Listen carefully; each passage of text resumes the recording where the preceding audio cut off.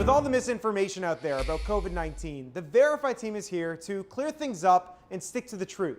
DC Health recently announced a list of 27 states which are considered high-risk areas. And if you're traveling into the district from any of these states, you're going to have to self-quarantine for 14 days. The new order was announced on Friday, just 2 days after a citywide mask order was issued. We know you've got questions, so let's dig into a few of them. First, let's verify. Do the Washington Nationals have to quarantine after visiting a high-risk state? The answer? No. That's confirmed by a spokesperson for Mayor Bowser's office. Mayor Bowser and Christopher Rodriguez, DC's director of the Homeland Security and Emergency Management Agency, says the team has a waiver. When we issued the waiver for the Washington Nationals, we defined their activities as essential. So that would be essential travel for business. Next question. What about politicians? If they return from a high-risk state, do they have to quarantine? According to that same spokesperson and the mayor, the answer is no.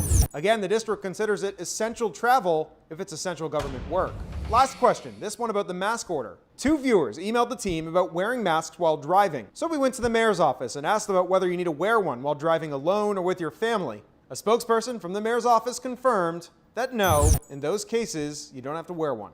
If you've got more questions about the latest order, just let us know. You can find us at verify@WUSA9.com.